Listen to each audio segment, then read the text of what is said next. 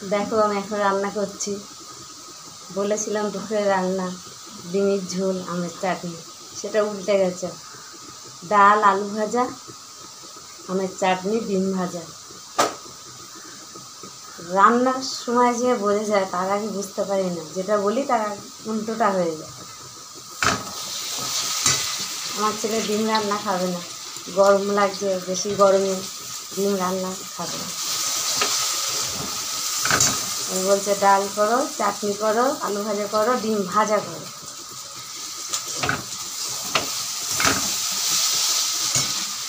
কালকে হয়েছিল রুই মাছ, এত বড় রুই মাছ 500 নিয়েছিলাম, বড় বড় পিস। ওই জন্য আজকে ডাল ভাত। প্রত্যেক দিন মাছ পছন্দ করে না।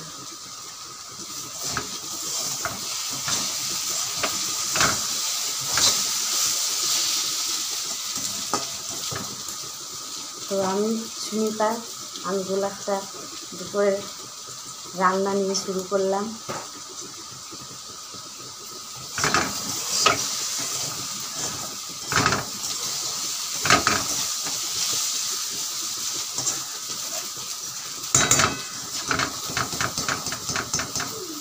এ দেখো আলু ভাজা করছি, কড়াইতে দেখাতে পাচ্ছি না।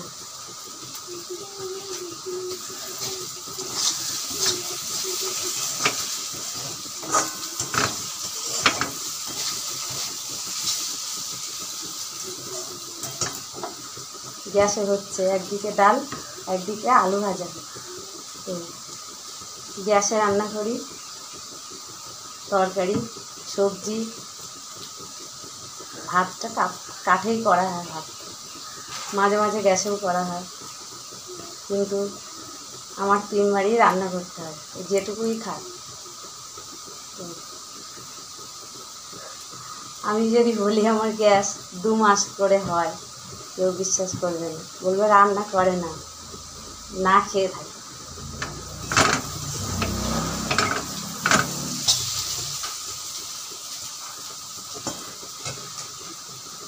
সব কিছু গ্যাসে হয়, মাঝে মধ্যে বেশি ভাত যখন হয় তখনই কাঠে করা হয়। তো গ্যাসের গল্পটা শোনো।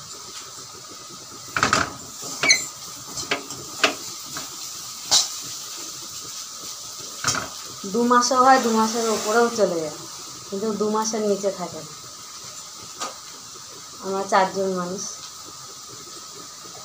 তো আমি যে রান্না করি, অনেকে আছে তরকারি হয়ে গেছে, তরকারি নামাচ্ছে, গ্যাসটা হুম করে জ্বলছে, ওটাতে কিন্তু অনেক গ্যাস নষ্ট হয়। আমি তরকারি নামানোর আগে গ্যাসটা নিভিয়ে দেই, দিয়ে তরকারি নামাই। প্রথম 1 নম্বর,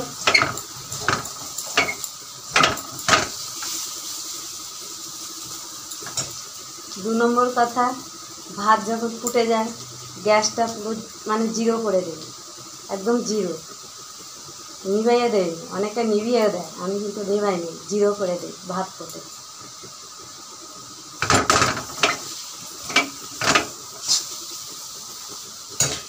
তিন নম্বর, তরকারি যতক্ষণ কষাবো, মাছটা যতক্ষণ ভাজা করবো, ততক্ষণ গ্যাস জোর থাকবে।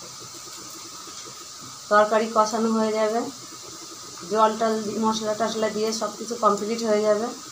যখন দেখবো তরকারিটা থকবক করে ফুটছে, তারপরে আমি গ্যাস 0 করে দিই, দিয়ে পুরো ঢাকা দিয়ে দিই। প্রথমে থকবক করে ফুটছে, তারপরে গ্যাসটা পুরো 0 করে দিই, দিয়ে পুরো ঢাকা দিয়ে দিই কড়াইটা থালা দিয়ে। এবার ওর মধ্যেই কিন্তু থকবক করে ফোটে। তো তোমরাও পরীক্ষা করে দেখবা। আমাদের মতো ঘরে এইভাবে চলতে হবে, কিছু করার নেই। হয়তো বলবে রান্না করতে দেরি হবে অনেকক্ষণ, কিন্তু আমি রান্না নিয়ে কিন্তু বসে থাকি না। রান্নার মতো হবে, আমি অন্য কাজ করব, রান্নাও হয়ে যাবে, আবার অন্য কাজ হয়ে যাবে।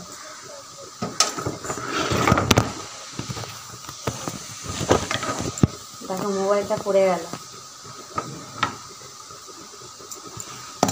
সাহসী খুলতে যেয়ে মোবাইলটা পড়ে গেল।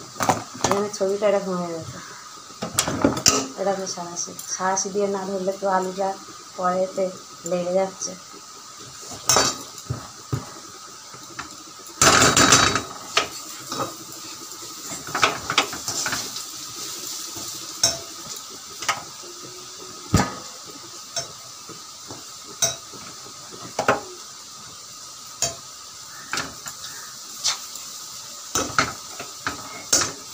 খুন্তিটা অনেক গরম হয়ে গেছে, খুন্তিটা নামাতে ভুলে গেছি, খুন্তিটা গরম হয়ে গেছে।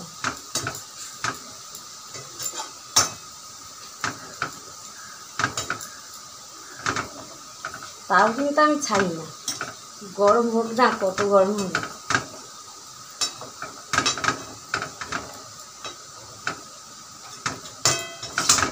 দেখো মাছ ভাজা করতে যে কত জায়গায় পুড়ে গেছে, এই যে পুড়ে গেছে, এইখানে তেল লেগেছে। তো আমরা রান্না করি, আমাদের যে কতটা কষ্ট আমরা জানি। এই হাতে কত জায়গায় পুড়ে গেছে, দেখানো যাচ্ছে না। এই যে দেখো কালো দাগ, এই যে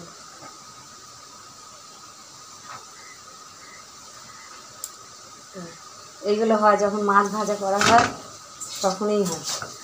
গরম তেলগুলো পড়ে, চটপট চটপট করে, আর তেল পড়ে, একটু বেসাবধান হলে তেলটা পড়ে।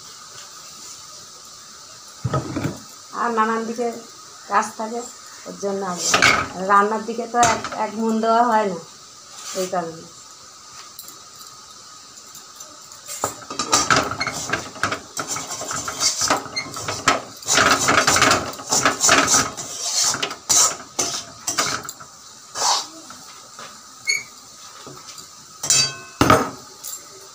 ডাল হচ্ছে, আলু ভাজা হচ্ছে, আমের চাটনি হবে, লাস্টে ভাত বসাবো। তো ভাতটা কাঠে করবো। তো আজকের মতো রাখলাম, তোমরা ভালো থেকো আর আমার আশীর্বাদ করো আমি যেন ভালো থাকি। টাটা।